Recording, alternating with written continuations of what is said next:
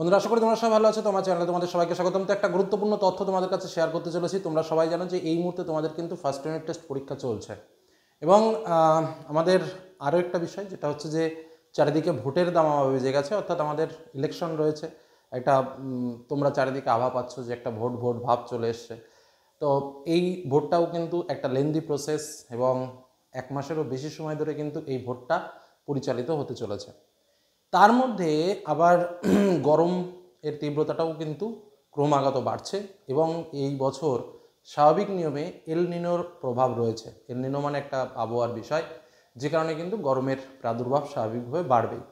এই সমস্ত কিছু বিবেচনা করে কিন্তু আমাদের গরমের ছুটি স্বাভাবিক নিয়মে বেশিরভাগ স্কুলে দেখা যায় যে 15 থেকে 20 দিনের মধ্যেই স্কুল নিজে থেকে এটা সেটিং করে, বা কখনো কখনো বোর্ড বা পর্ষদ যে টাইম টেবিলটা দেয় গরমের ছুটির জন্য সেই টাইম টেবিল মেনেই কাজ করে। যাই হোক, বেশিরভাগ স্কুলে এটা 15 থেকে 20 দিনের মধ্যেই টাইম স্লটটা থাকে। এবং আমরা বিগত বছরগুলোর দিকেও যদি দেখতে পাই, তাহলে কিন্তু দেখতে পাই যে স্বাভাবিকভাবে গরমের ছুটি যেটা আমরা 15 বা 20 দিন থাকে, সেটা না হয়ে গরমের তীব্রতা দিন দিন এতটাই বাড়তে থাকে যে সেটা আরও ক্রমাগত বাড়তে থাকে। কখনো বা সেটা 1 মাস, কখনো বা সেটা 1 মাস পেরিয়ে আরও অনেক দিন পর্যন্ত এই ছুটি থাকে, যতদিন না পর্যন্ত বর্ষা ঠিকভাবে একটু না আসে ততদিন পর্যন্ত এই ছুটি প্রায় চলতেই থাকে ঘুরে ফিরে। এবং এটা কিন্তু একদম পুরো ওয়েস্ট বেঙ্গল কাউন্সিল থেকে নতুন করে অর্ডার, বা কখনো বা মুখ্যমন্ত্রী নিজে অর্ডার দেন যে না, এই মুহূর্তে স্কুল খোলা যাবে না, এবং সে কারণে কিন্তু পঠন পাঠন প্রক্রিয়া সম্পূর্ণরূপে স্কুলের বন্ধ থাকে। তো এবার যেহেতু একে গরম, অন্যদিকে আবার ইলেকশনের গরম, দুটো মিলেই কিন্তু স্কুলের ছুটির যে আমাদের টাইম টেবিলটা ছিল সেই টাইম টেবিলটা কিন্তু পাল্টে গেছে। এবং এই যে ছুটি, নতুন যে নোটিশ বের হয়েছে, সেই নোটিশের ছুটি কিন্তু স্কুল যদি ইচ্ছা করে তাও কিন্তু এই নোটিশটাকে পাল্টাতে পারবে না, কারণ এটা অর্ডার। এই অর্ডারেই কিন্তু স্কুলকে চালাতে হবে। নতুন নিয়মে কি বলছে? নতুন নিয়মে স্বাভাবিকভাবে আগে যে ছুটিটা ছিল আমাদের, যে 15 থেকে 20 দিনের মধ্যে ছুটি থাকবে, সেই ছুটিটা কিন্তু স্বাভাবিক নিয়মেই অনেক বাড়ছে এবং বিশেষ করে কিছু কিছু ডিস্ট্রিক্টে তো এই ছুটিটার পরিমাণ আরও বেশি থাকছে। আমি জাস্ট যে নোটিশটা এসছে সেই নোটিশের সঙ্গে সঙ্গে তোমাদের সামনে সেই বিষয়টা ক্লিয়ার করি। প্রথম যেটা বলছে যে 16ই এপ্রিল থেকে 20 এপ্রিল এটা নর্মাল ছুটি, এবং তার সঙ্গে আমি আগে পরপর নোটিশটা পড়ি, তাহলে তোমরা পরিষ্কার বুঝতে পারবে। প্রথম নম্বর পয়েন্টে দিয়েছে 16ই এপ্রিল টু 20 এপ্রিল পর্যন্ত কোচবিহার, আলিপুর এবং জলপাইগুড়ি এই 3টে ডিস্ট্রিক্টে ছুটি থাকবে।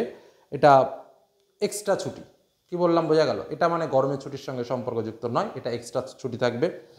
এটা হচ্ছে ভোট কেন্দ্রিক ছুটি যাকে বলা যেতে পারে। 24শে এপ্রিল থেকে 27শে এপ্রিল পর্যন্ত এই 4 দিন দার্জিলিং, কালিম্পং, উত্তর দিনাজপুর, দক্ষিণ দিনাজপুর ছুটি থাকবে। এরপরে যাই হোক, তারপর স্বাভাবিকভাবে ছুটির মধ্যেই আমাদের ভোট প্রক্রিয়া চলবে, যে কারণে স্বাভাবিক ছুটিটা যেটা ছিল সেই ছুটিটাকে 6 মে থেকে 2 জুন, তার মানে বুঝতেই পারছো এখানে ওভারঅল 22 দিন, 6 মে থেকে 2 জুন পর্যন্ত কিন্তু স্কুল ছুটি থাকবে। অর্থাৎ দেখা যাচ্ছে যে এই যে ফার্স্ট ইউনিট পরীক্ষা আমাদের বিভিন্ন স্কুলে চলছে, বা বেশিরভাগ স্কুল 10 তারিখের মধ্যে ফার্স্ট ইউনিট টেস্ট পরীক্ষা কিন্তু তারা তাদের মতো কমপ্লিট করে দেবে, এবং এই 10 তারিখের পর থেকে মাত্র আর 10 থেকে 15 দিন কিন্তু কিছু কিছু জায়গায় পরীক্ষা বা স্কুল চলবে। এবং তার মধ্যে আবার ওই 16 থেকে 20 পর্যন্ত যেটা বললাম, আলিপুরদুয়ার, জলপাইগুড়ি, কোচবিহার এই অঞ্চল বন্ধ থাকবে। আবার কালিম্পং, উত্তর দিনাজপুর, দক্ষিণ দিনাজপুর এটা কিন্তু আবার 24শে এপ্রিল থেকে 27শে এপ্রিল বন্ধ থাকবে।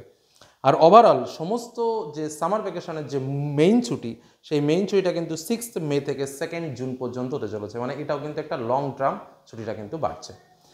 তো এই সময়টাকে কিন্তু অকারণে নষ্ট করা উচিত নয়। বিশেষ করে যারা মাধ্যমিক এবং উচ্চ মাধ্যমিক পরীক্ষার্থী রয়েছে তাদের জন্য বিশেষ করে বলি, তোমাদের কিন্তু ছুটি নয়। এই সময়টাকে তোমাদের নিজেকে গড়ে নেওয়ার সময়, চ্যানেলের সঙ্গে থাকো। এই সময় পড়াশোনা হবে সবচেয়ে বেশি, কারণ আমারও ছুটি, তার সঙ্গে তোমাদের সঙ্গে তো থাকবো তোমাদের সঙ্গে। বিভিন্ন টিপস, বিভিন্ন আলোচনা কিন্তু তোমাদের সামনে শেয়ার করব। ক্লাস মিস করবে না, ক্লাসের সঙ্গে থাকবে, জানবে এবং যত পারো পাঠ্য বই খুঁটিয়ে পড়ার চেষ্টা করবে।